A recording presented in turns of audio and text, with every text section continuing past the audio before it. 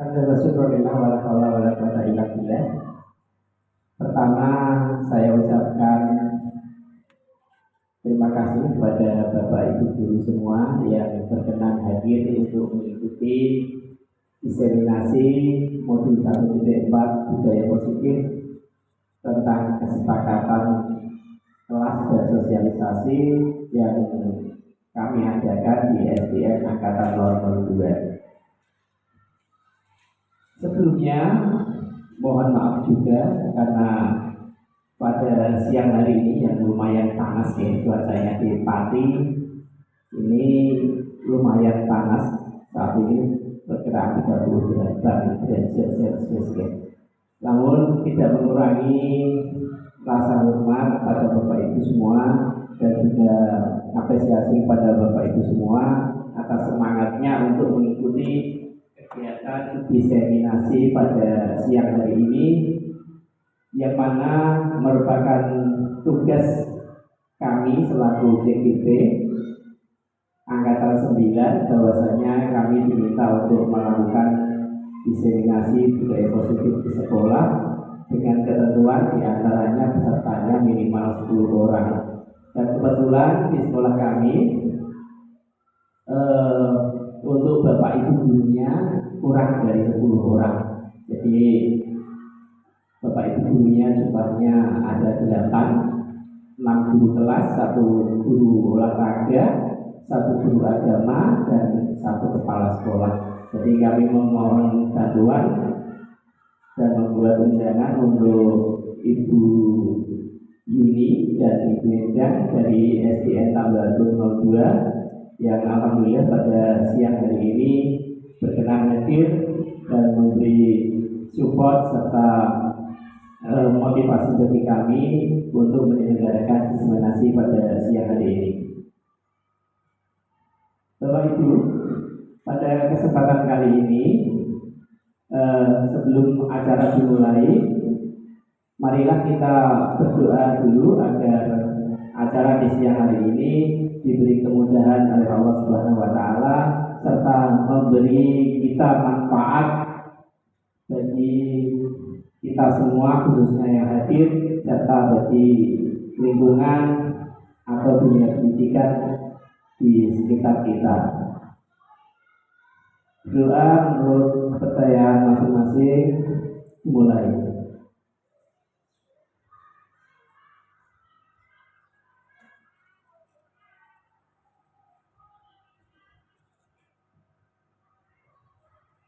Doa selesai, terima kasih.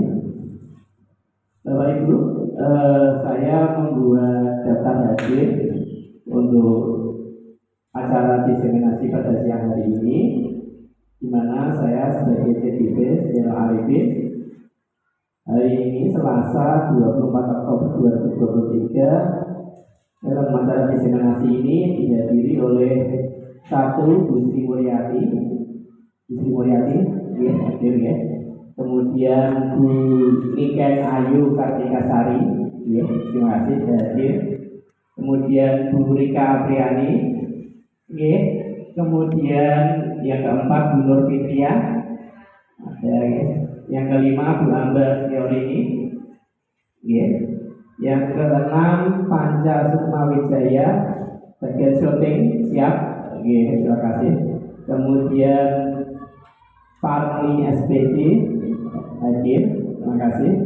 Bu Nur Afifah hadir, Bu Endang Setiawati, ya, terima kasih. Kemudian Bu Yuni, yang ke-11 saya sendiri yaitu Zainal Arifin. Mohon untuk bisa mengisi daftar hadir Ibu.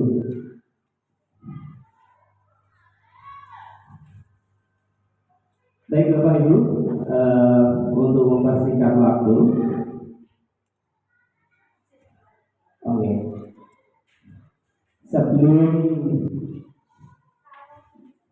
saya sampaikan mengenai aksi nyata modul 1.4 budaya positif kesepakatan kelas dan sosialisasi, bagaimana kalau kita listening dulu, ya, semangat,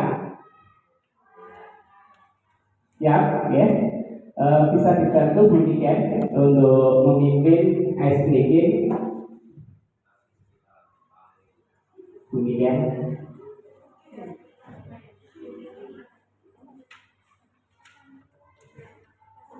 Bapak Ibu, nanti kita belajar bersama-sama. Mungkin Bapak Ibu juga sudah sering melakukannya di instansi masing-masing, yaitu tentang profil pelajar Pancasila. Silakan Bu Niken, di depan Bu Niken. Kita melakukan bersama-sama. Ini dimohon berdiri mencari tempat PW posisi wena ini monggo. Kamera siap.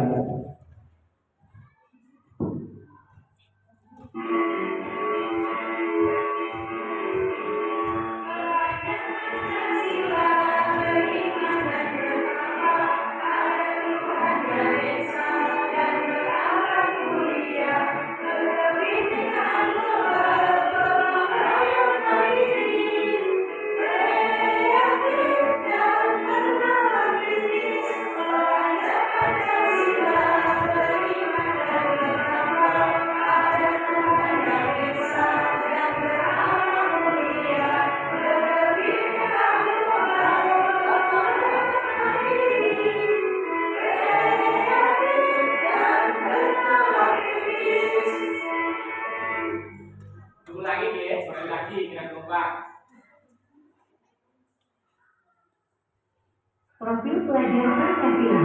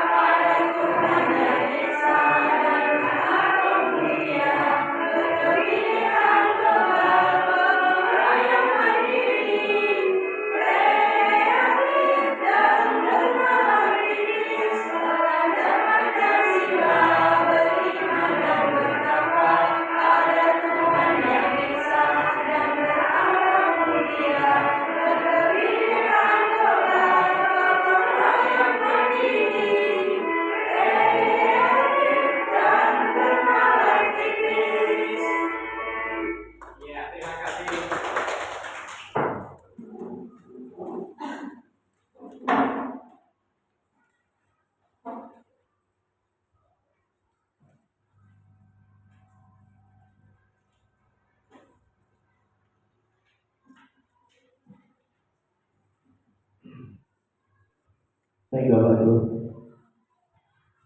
Aksi nyata modul 1.4 daya positif mengenai kesepakatan kelas dan sosialisasi di SDN Angkatan 002 yang diselenggarakan pada hari Selasa 24 Oktober 2023. Salam kenal, ini adalah yang pertama Bina Marta Aulianingrum. Ini adalah fasilitator kami dari Kota Pekalongan ini. Kemudian saya sendiri, Zainal Arifin, selaku CGP dalam bergerak Angkatan 9 Kabupaten Pati. Dan untuk praktikum pengajar kami adalah Pak Agus Sukarto. Beliau adalah guru di SD Garudro, calon kepala sekolah, karena kemarin dia sudah memasukkan CP, harus ngaku cuma menunggu insya Allah ya. Mengenai budaya positif, disiplin positif adalah suatu pendekatan mendidik anak untuk melakukan kontrol diri dan pembentukan kepercayaan diri. Kemudian ada juga nilai kebajikan dan keyakinan kelas. Tujuan mulia di sini mengacu pada nilai-nilai atau prinsip-prinsip mulia yang dianut oleh seseorang. Itu macam-macam daya positif di antara ini. Kemudian ada juga ini yang sering kali kita alami sebagai guru atau pendidik, yaitu posisi kontrol, di mana yang pertama posisi kontrol adalah pemberi hukuman, kemudian yang kedua pembuat rasa bersalah, yang ketiga sebagai teman, yang keempat sebagai pemantau, dan yang kelima sebagai manajer. Jadi sebagai guru secara langsung atau tidak langsung kita sering mempraktekkan posisi kontrol ini, ya, tanpa kita sadari. Dan ada di mana posisi yang ideal nanti pada kesempatan yang lain insya Allah bisa kita bahas, atau nanti bila ada waktu yang luang tersisa dari kegiatan ini bisa kita lanjutkan, karena ini sudah masuk dalam bagian budaya positif, ya. Tetapi untuk siang hari ini kami khususkan nanti mengenai kesepakatan atau keyakinan kelas. Kemudian kebutuhan dasar. Kebutuhan dasar setiap insan, baik itu anak-anak atau dewasa atau manula, bahkan sekaligus, ya, semuanya memiliki kebutuhan dasar. Di antara kebutuhan dasar mereka adalah yang pertama bertahan hidup. Jadi setiap jiwa, setiap makhluk manusia terutama itu pasti punya rasa ingin bertahan hidup, karena itu masuk dalam kebutuhan dasar. Kemudian yang kedua kasih sayang, yang ketiga penguasaan, ya. Jadi seorang melakukan sesuatu itu pasti ada alasannya. Yang pertama tadi bertahan hidup, yang kedua kasih sayang. Semua merasa ingin mendapatkan kasih sayang, ya. Tidak ada orang yang tidak bahagia bila tidak mendapatkan kasih sayang, baik itu dari rekan sesama dan semua, ya. Kemudian yang ketiga untuk kebutuhan dasarnya adalah penguasaan. Jadi apabila ada seseorang yang melakukan tindakan, kadang itu didasari dengan alasan kebutuhan dasarnya tentang penguasaan, ingin menguasai orang lain, ya. Jadi penguasaan ini termasuk dalam kebutuhan dasar. Kemudian berikutnya adalah kebebasan. Kebebasan ini juga hak dasar, kebutuhan dasar. Apalagi saat ini kita sedang diperlihatkan atau juga di semacam melihat situasi dunia saat ini, terutama di negara Palestina, saudara kita, yang saat ini kebebasannya terganggu, ya. Dengan barusan Pak, saya juga menyaksikan itu rumah sakit dibom, ya. Korbannya lebih dari 500. Itu termasuk kebebasannya sangat terganggu, ya. Kemudian tempat-tempat ibadah dan lain sebagainya. Beruntung kita hidup di Indonesia, tetapi tidak mengurangi rasa simpati kita pada saudara-saudara kita. Semoga dimanapun, di belahan dunia manapun, senantiasa bisa merasakan kedamaian serta kebebasan sebagai manusia, merasakan hak-hak atau kebutuhan dasar tanpa adanya suatu tekanan dari pihak manapun, ya. Tetap kita doakan agar mereka juga merasakan kebebasan seperti kita. Kemudian yang kelima, kesenangan. Kesenangan ini juga termasuk kebutuhan dasar, karena pada dasarnya setiap manusia pasti ingin merasakan senang. Nah, senang itu juga relatif. Senangnya antara orang satu dengan orang yang lain itu berbeda. Antara pihak yang satu dengan pihak yang lain itu berbeda. Ada orang yang merasa senang jika berhasil berbuat usil dengan temannya. Itu kadang, makanya kadang kita sering temui anak-anak yang bisa tertawa ketika bisa menggoda temannya. Nah, itu karena mungkin dia merasa senang. Jadi setiap ada kesalahan dari seorang siswa atau yang kita anggap mungkin kenakalan atau apa, kita sebagai guru jangan langsung untuk menjustis atau menghukum, langsung menyalahkan, ya. Kita bisa menempatkan diri di posisi kontrol kita, terutama bagaimana untuk menangani seorang anak menemukan solusi atas permasalahan yang dihadapinya, di antaranya dengan 5 posisi kontrol ini, ya.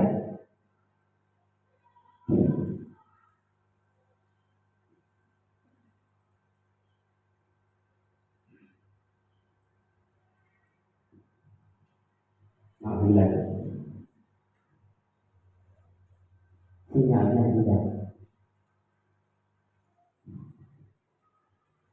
di antaranya di 5 posisi kontrol ini sebagai pemberi hukuman, kemudian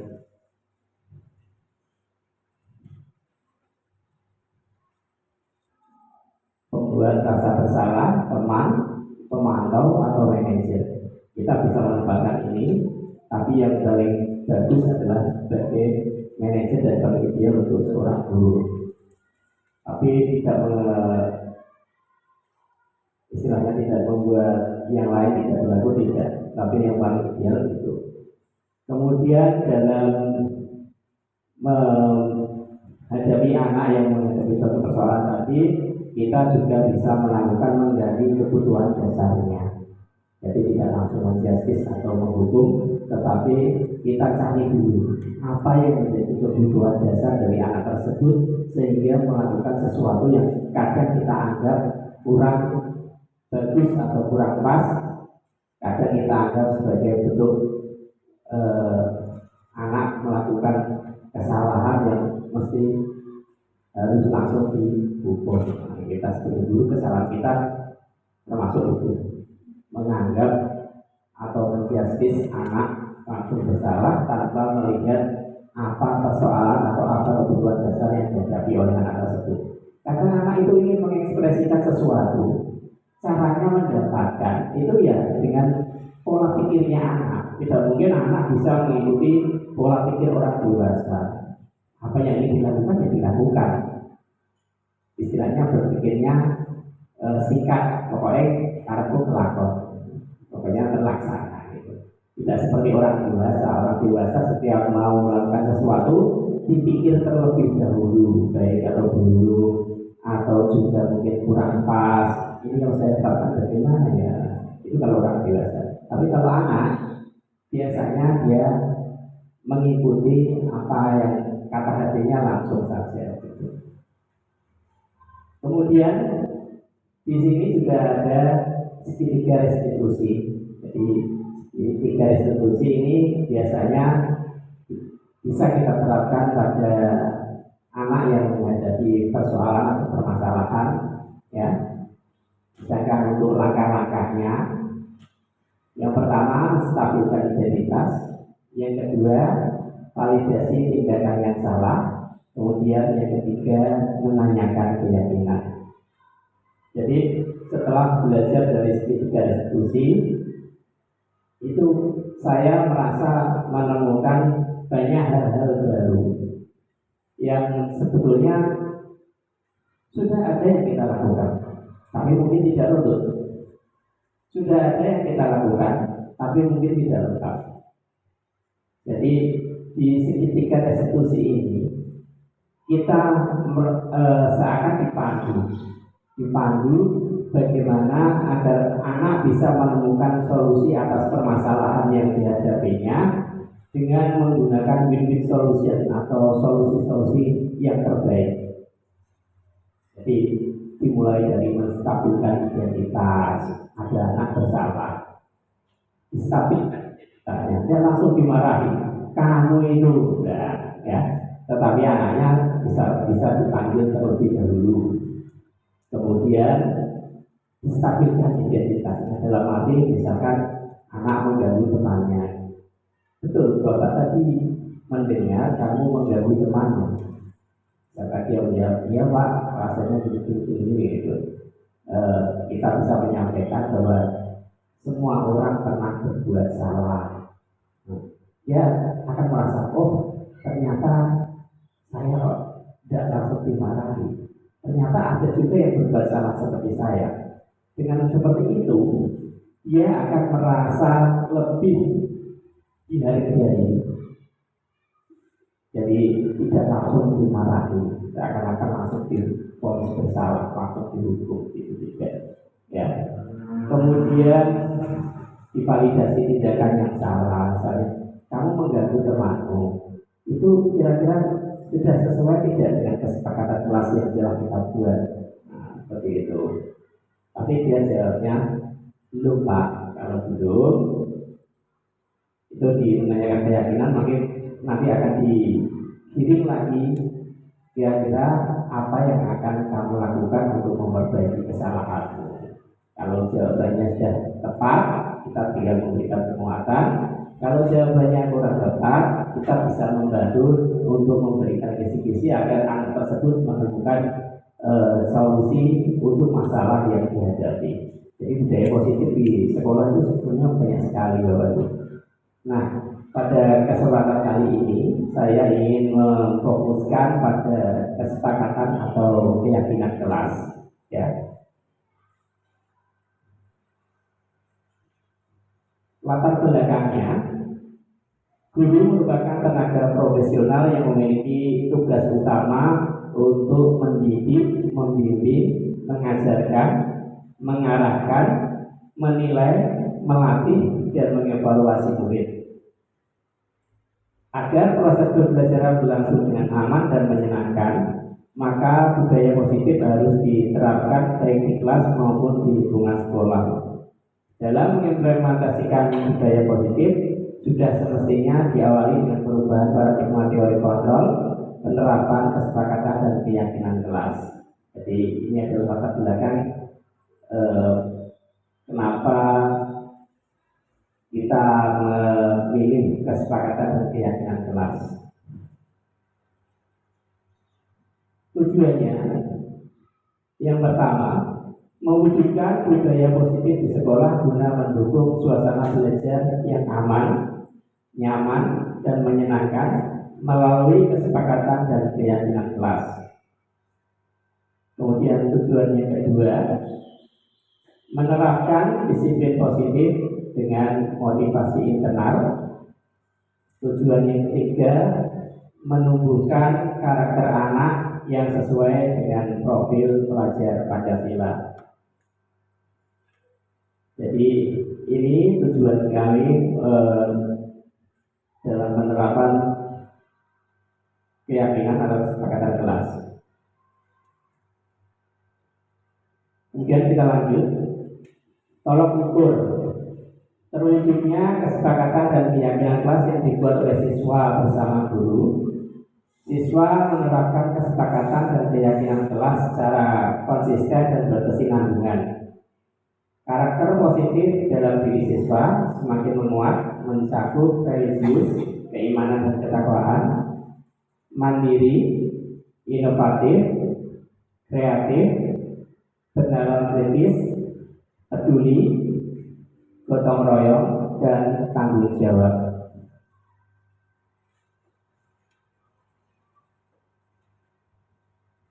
Kemudian berikut adalah lini masa atau tindakan yang akan dilakukan.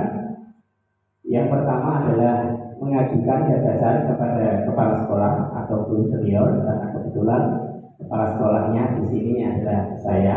Jadi apa yang akan kami lakukan, kami konsultasikan dengan guru senior dalam hal ini sekolah ini kebetulan adalah Pak Fahmi, selaku guru senior di SD Angkatan Laut 02, baik senior karena usia, senior karena pengalaman kerja, senior sebagai guru betul-betul ya dari tahun berapa Pak Fahmi?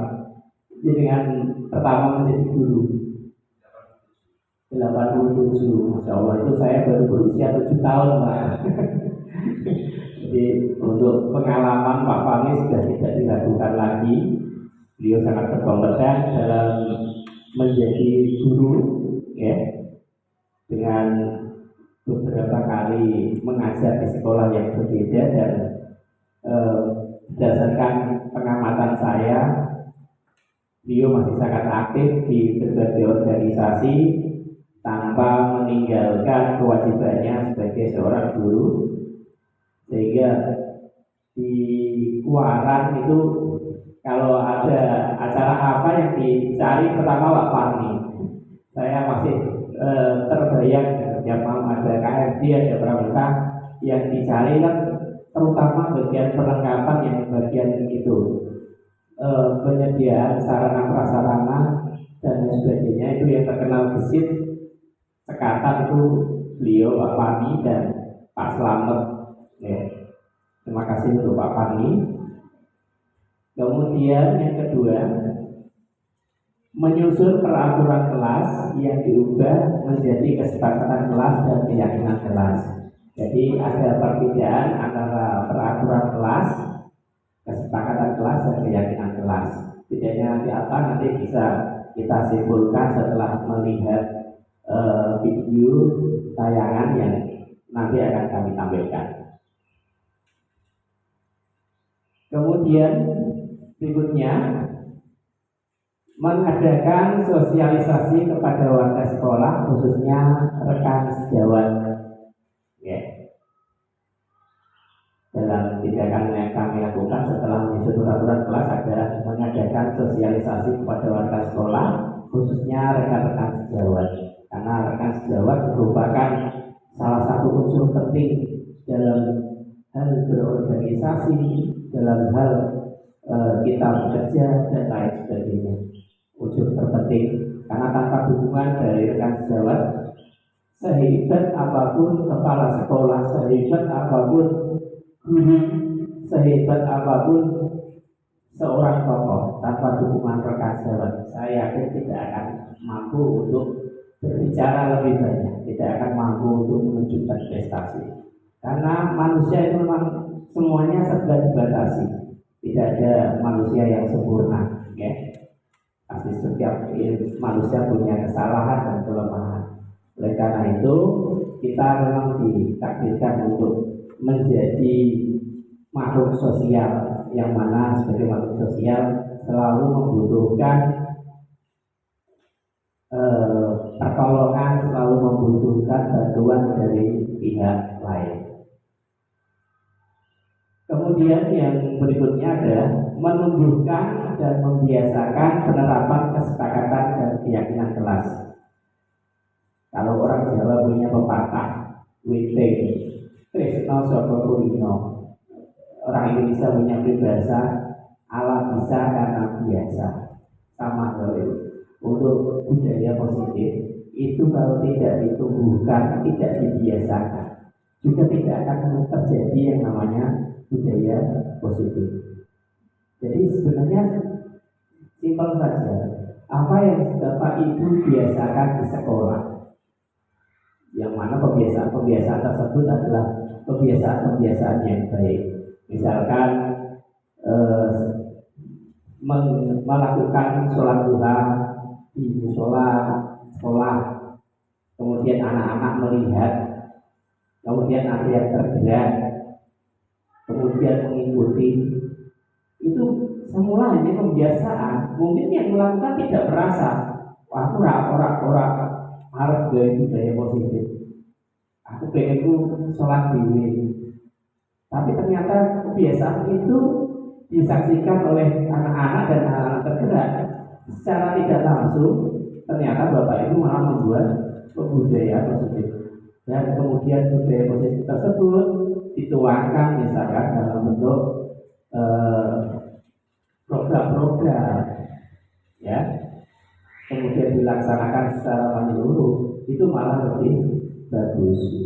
Kemudian biasanya kalau Bapak Ibu setiap Jumat membiasakan Jumat bersih, ya, Jumat bersih. Juga ada program dari Bapak Bupati tentang Jumat isi, yang mana program-program tersebut baik dan bisa dilaksanakan. Kenapa tidak? Jadi kita bisa mengikuti hal-hal yang baik, yang mana hal-hal tersebut akan menumbuhkan dan membuat anak-anak terbiasa untuk berperilaku baik, sehingga pada akhirnya perbuatan-perbuatan baik tersebut menjadi kebiasaan dan akhirnya menjadi budaya. Di sini adalah peran kita, terutama kita sebagai seorang pendidik, bagaimana membiasakan perbuatan-perbuatan, kebiasaan-kebiasaan yang baik. Banyak sekali kalau saya perhatikan di sekolah kita ini kebiasaan-kebiasaan yang insya Allah sudah bisa dianggap sebagai budaya positif. Saya perhatikan itu apa saja ya. Yang saya ingat tadi saya sebutkan tentang Jumat bersih, kemudian Jumat gizi, apalagi Bu Afifah biasanya Bu Afifah.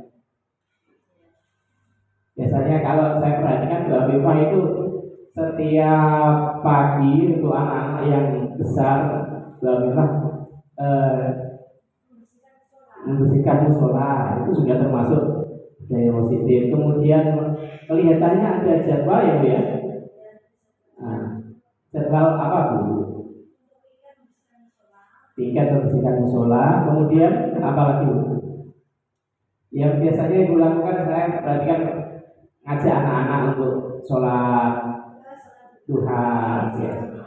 Sholat duha dan sholat zuhur itu sudah diprogramkan gitu ya. Ya, untuk anak kelas berapa?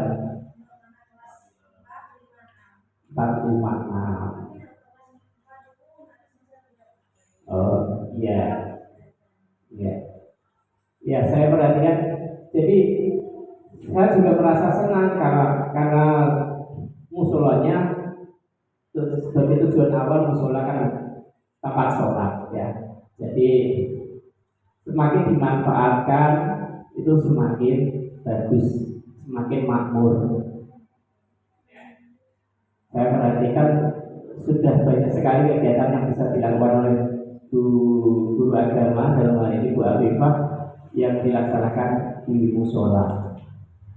Kemudian ada lagi kelihatannya kebiasaan-kebiasaan positif lainnya Bu Fitri, ya, biasa dilakukan apa lagi di sekolah kita?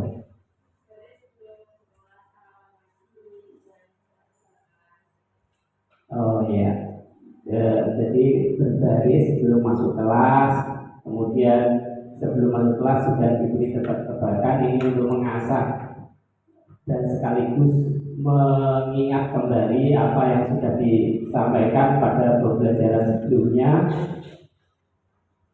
dengan tutor sebaya ya berarti ya, dengan tutor sebaya. Jadi tujuannya untuk mengingatkan materi-materi yang sudah dilakukan, yang dilewati, sekaligus ini juga bermanfaat untuk temannya yang memberi pertanyaan. Itu biasanya dia akan lebih terbiasa, lebih pede. Jadi kalau menghadapi orang banyak itu biasanya anak-anak ada yang memiliki sifat grogi. Kita sebagai orang tua kadang juga begitu. Nah, dengan pelatihan atau pendidikan seperti itu, pembiasaan seperti itu, anak akan merasa terbiasa, merasa percaya diri dalam menghadapi orang lain. Jadi kalau saya perhatikan itu juga akan berpengaruh pada misalnya kegiatan-kegiatan lomba di mana membutuhkan kepercayaan diri yang tinggi dari seorang anak untuk menghadapi orang lain. Bahkan kalau di lomba biasanya orang yang belum kita kenal. Jadi secara tidak langsung Bu Fitri tadi sudah menanamkan terhadap siswa agar memiliki kepercayaan diri. Hal-hal seperti itu Bapak Ibu yang kami maksudkan sebagai budaya positif di kegiatan pada hari ini. Kita mengetahui potensi-potensi apa, hal-hal apa, aset apa yang dimiliki oleh sekolah kita, serta budaya-budaya positif apa yang kita miliki agar bisa kita kembangkan lebih baik lagi, atau yang sudah baik kita bisa kita pertahankan. Kemudian untuk kelemahan-kelemahannya bisa kita perbaiki. Kemudian untuk tindakan selanjutnya yaitu evaluasi dan refleksi. Setiap kegiatan apa saja Bapak Ibu biasakan untuk kita evaluasi dan kita refleksi.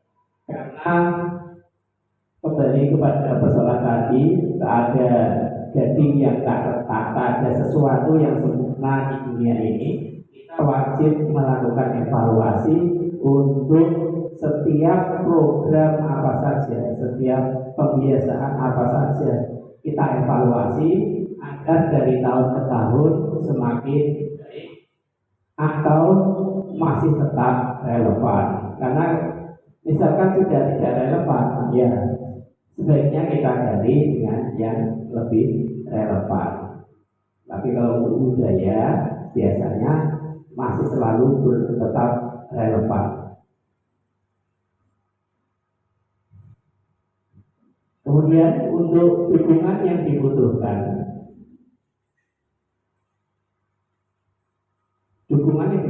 kami membutuhkan dukungan dari berbagai pihak, antara lain kepala sekolah atau guru senior, rekan sejawat, guru dan tenaga pendidikan, murid serta orang tua.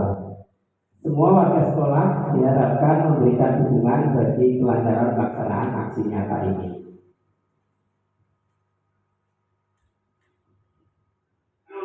Berikut video tentang kesepakatan kelas yang kami dimulaikan kemarin. Bisa disimak Bapak Ibu.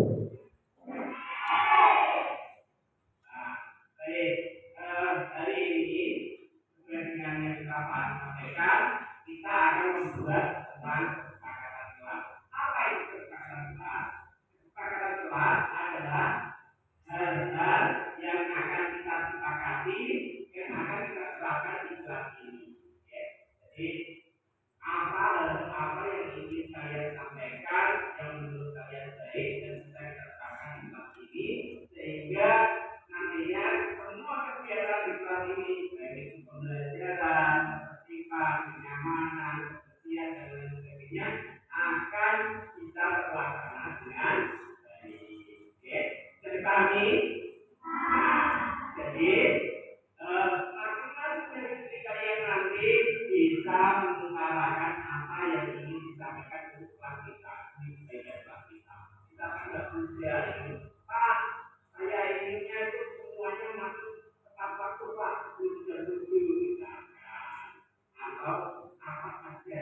Pak, saya tidak mau mengganggu teman saya Pak, terserah nanti saya jelaskan, saya tuliskan, dikesan dan akan arif. Dari kami,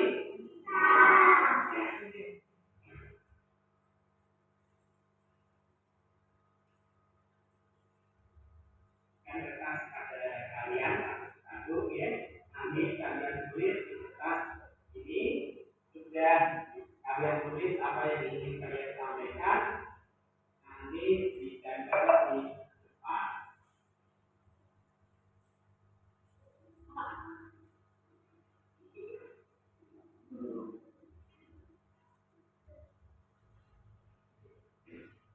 Jadi kami menggunakan Kertas berwarna agar anak lebih tertarik dan lebih bersemangat berbagi bagaimana kita bisa menarik perhatian anak ya.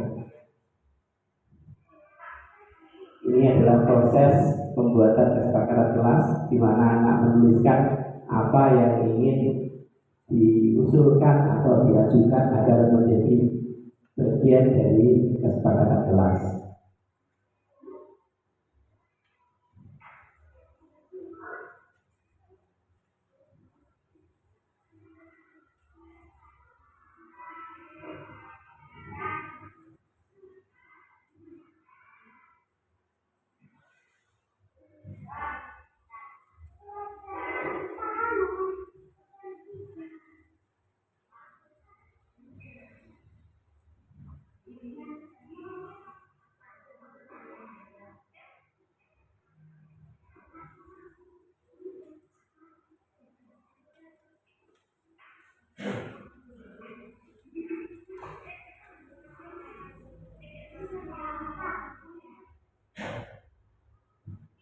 Dengan kepolosannya Bapak Ibu.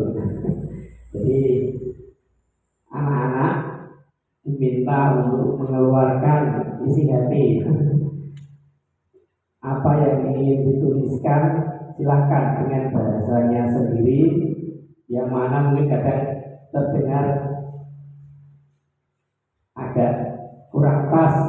Nah, nanti dari hal tersebut ya kita perbaiki. Jadi sebelum menjadi kesepakatan kelas itu namanya nanti penyusunan peraturan kelas. Setelah peraturan kelas nanti ditambung kira-kira, kan kadang ada anak yang misalkan menjaga ketertiban, menjaga keamanan, itu nanti bisa kita ambil dari peraturan kelas, kita buat kesepakatan kelas jadi satu.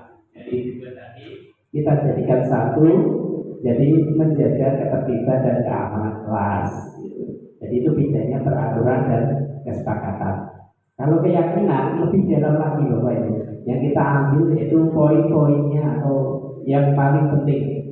Misalkan disiplin dalam menjalankan tugas, disiplin dalam itu kita ambil disiplinnya, kata disiplin itu. Jadi yang paling sarinya istilahnya, sari-sarinya. Itu. Kemudian setelah anak selesai menulis, kami minta untuk menempelkan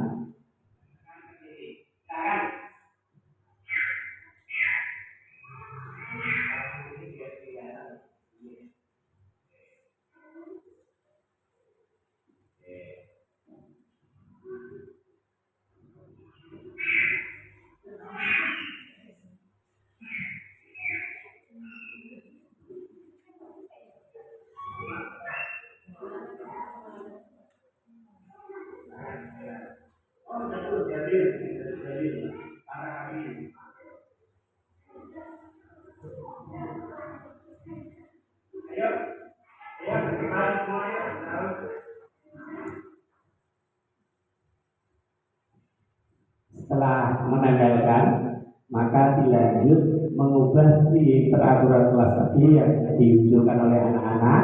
Kemudian kita gabungkan beberapa poin yang sama atau hampir sama agar bisa menjadi lebih ringkas dan lebih mudah dipahami oleh anak-anak.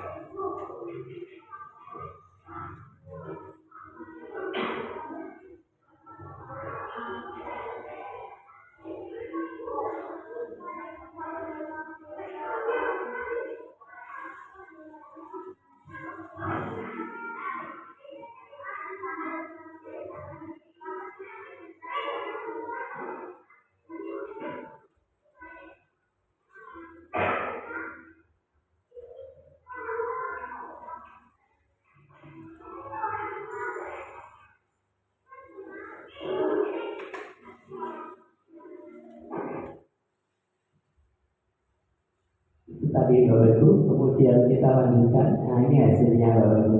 Jadi di lembar pertama yang kita belum kita anggap sebagai poster atau kertas besar ya, plano atau apa itu. Yang pertama itu tadi adalah usulan dari siswa-siswi, di mana kita beri mereka kesempatan untuk mengutarakan apa yang menjadi keinginan-keinginan mereka, sehingga mereka merasa tidak terbebani dalam menjalankan kesepakatan kelas. Yang membuat sendiri, ya. Yang membuat sendiri ya, insya Allah tidak akan merasa keberatan dengan apa yang telah ditulisnya atau apa yang telah disepakati di kelas.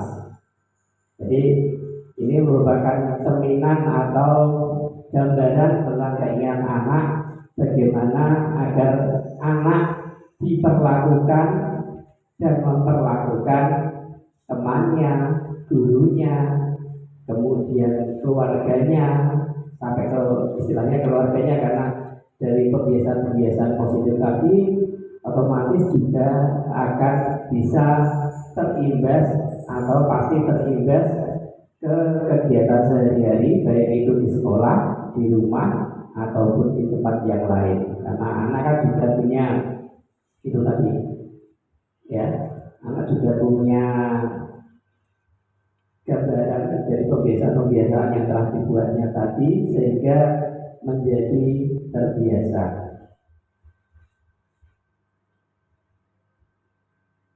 Nah, sekarang kita bisa mengambil kesimpulan dari gambaran tadi tentang bentuk kesepakatan kelas.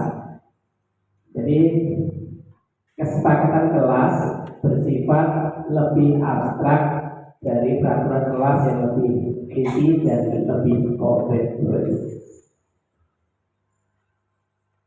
Kemudian semua warga kelas hendaknya berkontribusi dalam pembuatan kesepakatan kelas lewat kegiatan curah pendapat. Jadi diharapkan tidak ada anak yang pasif dalam hal ini, tetap mengeluarkan apa yang menjadi isi hatinya tadi tentang kesepakatan kelas yang ingin diharapkan terjadi di kelas kita. Seperti itu. Kemudian kesepakatan kelas dibuat dalam bentuk positif, ya. Kemudian keyakinan kelas hendaknya dapat diterapkan di lingkungan tersebut. Jadi kesepakatan tersebut juga harus relevan, bisa diterapkan di lingkungan tersebut. Ya, misalnya kalau tidak sesuai kan tidak mungkin.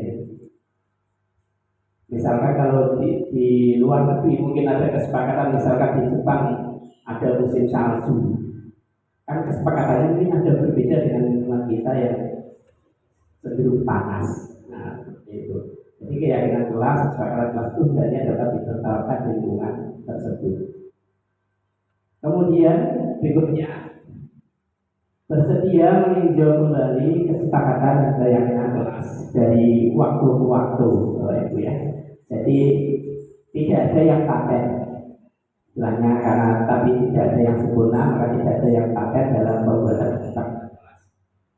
Misalkan suatu waktu ada perubahan, ada penambahan atau pengurangan, ya kita harus siap meninjau kembali, melihat sisi manfaat dan mudorotnya, istilahnya ya, untuk kita tambahkan atau kita kurangi atau kita perbaiki. Nah, ini kita sebagai pendidik harus bersedia meninjau kembali kesepakatan tersebut dan juga membicarakannya dengan siswa yang terutama yang membuat kesepakatan. Nah, prosedurnya kami saringkan seperti ini Bapak Ibu. Jadi prosedur membutuhkan kesepakatan kelas. Gambarnya tadi yang pertama kami silakan murid untuk bersuara pendapat tentang peraturan yang perlu disepakati di kelas. Kemudian curah pendapat bisa melalui kertas note yang diberikan guru agar anak lebih mudah mengingatkan ide atau pendapatnya. Langkah selanjutnya, Bapak Ibu, lanjutkan dengan mencatat semua masukan para murid di kertas besar atau poster agar semua siswa dapat melihat hasil curah pendapat. Kemudian susunlah kesepakatan kelas sesuai dengan prosedur pembentukan kesepakatan kelas. Ganti kata negatif menjadi positif. Ini yang termasuk yang harus kita ingat dalam membuat kesepakatan kelas. Contohnya ada anak yang menulis tidak boleh datang terlambat. Ini yang termasuk kata negatif karena ada tidak boleh. Nah, maka kita ganti dengan datang tepat waktu atau sebelum pembelajaran dimulai. Jadi kata tidaknya kita hapuskan, kita ganti agar menjadi kata positif. Kemudian Bapak Ibu tinjau kembali tentang curah pendapat, tinjau ulang keyakinan atau kesepakatan kelas secara bersama-sama. Kemudian setelah kesepakatan kelas dibuat, semua warga kelas hendaknya menyetujui dan melaksanakannya. Kalau sudah dibuat, sudah dibicarakan dalam kesepakatan, maka kesepakatan tersebut harus disetujui dan dilaksanakan.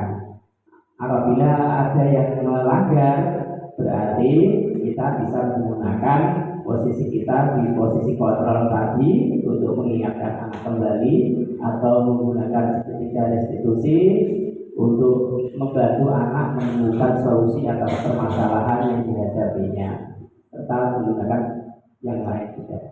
Kemudian yang kedelapan, kesepakatan kelas hendaknya bisa dipasang di dinding agar bisa dilihat oleh semua warga kelas tersebut.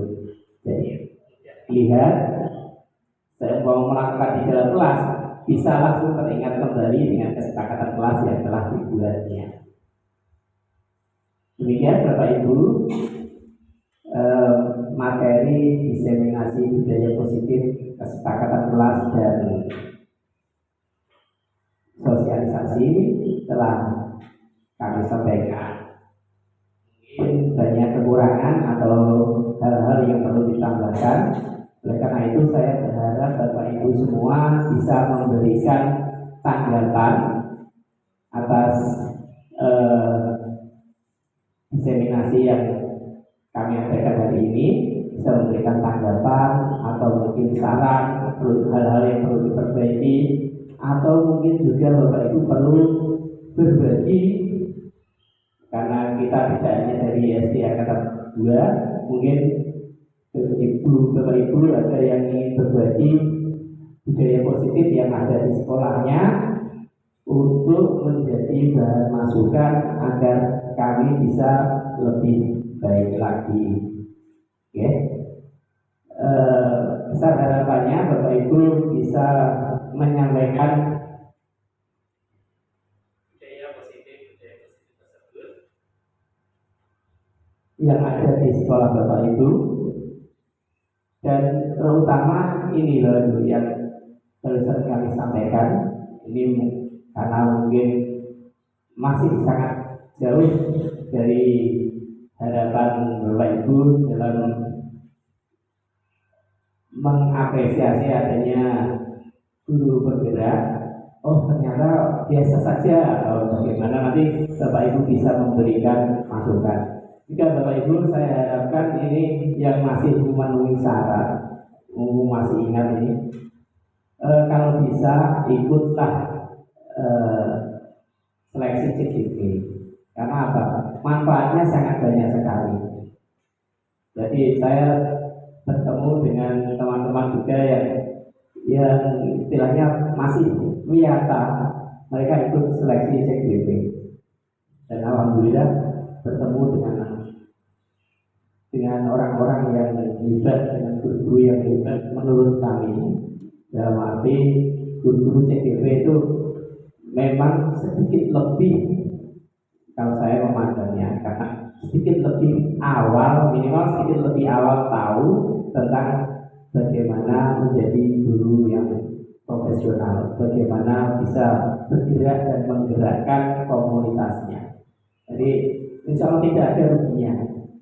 Saya selalu menyemangati Bapak Ibu semua agar bisa partisipasi dan ikut dalam program pendidikan guru bergerak. Banyak hal-hal baru yang akan Bapak Ibu temui, baik itu pengalaman, kemudian teman, kolaborasi dengan guru-guru dari seluruh Indonesia, ya, bertemu dengan fasilitator yang rata-rata luar kota. Nah, utama mendapat ilmu baru, ya. Jadi tidak usah khawatir, karena TGP itu gratis, daftarnya gratis, malah kita setiap ada kegiatan alhamdulillah mendapat insentif lah, berupa transport atau apa dan lain sebagainya, souvenir dan lain sebagainya, yang istilahnya ya merasa bangga kita diapresiasi sebagai guru. Oke. Jadi Bapak Ibu, saya ajak kembali untuk selama masih ada proses CGP, ikutlah mendaftar. 1 kali, 2 kali gagal, insya Allah berikutnya berhasil. Itu Bapak Ibu yang dapat saya sampaikan. Mungkin dari Bapak Ibu ada yang ingin memberikan tanggapan, monggo Pak Fani, kata siap siap. Makasih Pak. Ya saya pakai ini Pak. Soalnya saya pakai ini langsung. Ya, Terima kasih waktunya. Langsung saja Pak. Tadi Bapak sudah menjelaskan panjang lebar dari apa proses pembuatan kesepakatan kelas. Bagaimana jika kesepakatan kelas itu sudah disepakati kemudian dilaksanakan, ternyata ada salah satu anak mungkin karena lupa atau gimana dia melanggar kesepakatan kelas. Nah, bagaimana sikap guru tadi sudah dijelaskan oleh Pak Arif, bahwasanya kita harus selalu positif dalam pelaksanaan bulan atau bagaimana caranya. Nah, namun anak-anak ini pasti melihat apa kesalahan-kesalahan atau pelanggaran yang telah disepakati tadi. Nah, bagaimana sikap anak jika ternyata dia memberontak kepada temannya yang melakukan kesalahan tadi? Ternyata Pak punya begini karena budaya yang lama tidak ada budaya positif seperti ini Pak. Terima kasih. Kemudian yang kedua adalah untuk konkret perbedaan dan persamaan antara kesepakatan kelas dengan kegiatan kelas. Terima kasih.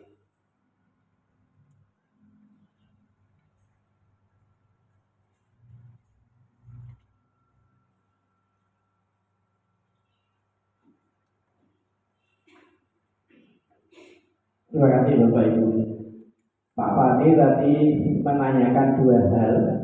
Mungkin dari Bapak Ibu ada yang ingin menanggapi terlebih dahulu apa yang ditanyakan oleh Pak Fani. Karena kadang apa yang ditanyakan oleh Pak Fani, Bapak Ibu ada yang lebih memahami, bisa memberikan tanggapan atas pertanyaan Pak Fani. Atau mungkin Pak Fani yang pertama tadi, bagaimana jika ada anak yang memberontak, istilah apa tadi? Ya, menyimpang yakin apa kesepakatan kesepakatan. Kalau Pak Guru sudah pasti tahu Pak cara mengatasinya dengan budaya positif, artinya tidak menggunakan kata-kata negatif, langkah-langkah negatif. Pokoknya intinya itu diusahakan ke anak sehingga anak itu merasa diorangkan atau merasa terdihargai. Jadi bisa dikeluarkan dari pendapatan. Contohnya kalau saya kemarin itu anak sering lambat dulu kan ya, kenapa lambat?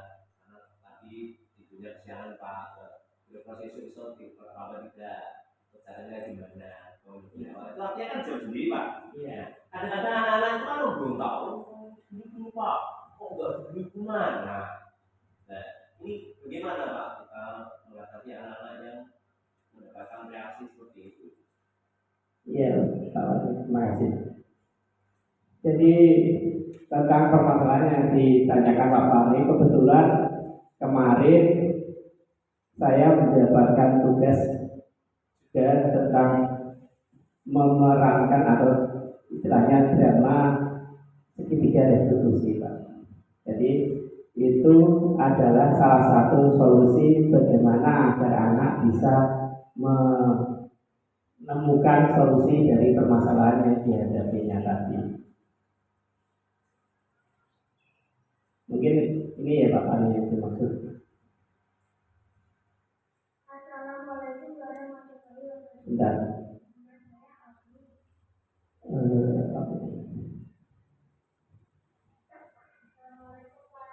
Waalaikumsalam. Silakan langsung tahu nih. Nah, itu tahu nih. Pak Arif mau bertanya. Tahu nih, tahu kenapa kira-kira panggil Pak Arif saat teman-temannya?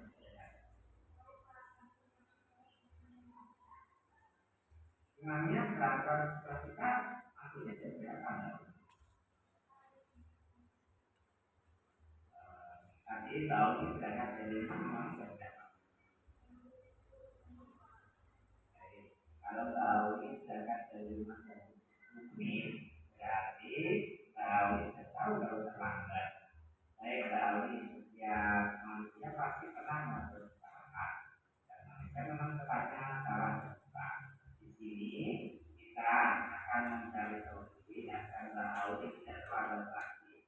Sebelumnya saya mau bertanya, apa tahu terlambat sampai Pak?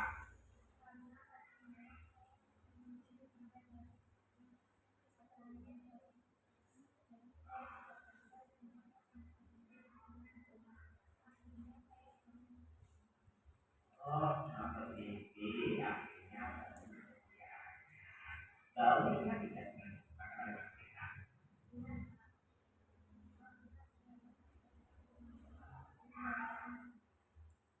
Baik, jadi cepat, paling tidak kita harus datang sesuatu yang dibuat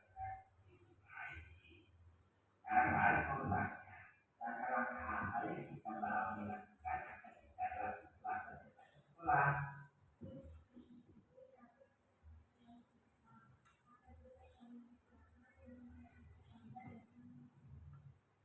baik melalui kita mengatur waktu dengan baik saat waktunya istirahat kita harus menjaga untuk istirahat. Jadi kalau tahu dengan menjaga waktu istirahat dengan teratur, kalau tidak akan terlambat lagi. Kira-kira kapan tahu ini akan mulai mengatur waktu? Baik, malam saya akan ya nanti akan tahu tidak terlambat lagi. Akan kembali ke kelas. Iya Pak Kami, kebetulan pertanyaannya hampir sama dengan Pak yang Kami tanyakan, yaitu diambilkan contoh tentang keterlambatan siswa. Jadi dengan hal-hal seperti ini, dengan memperlakukan anak seperti ini, dengan melakukan tindakan restitusi, istilahnya menstabilkan identitas, kemudian apa? Yang kedua validasi masalah, kemudian yang ketiga keyakinan. Tadi anak akan merasa dia dihargai, Assalamualaikum warahmatullahi wabarakatuh. seperti ini.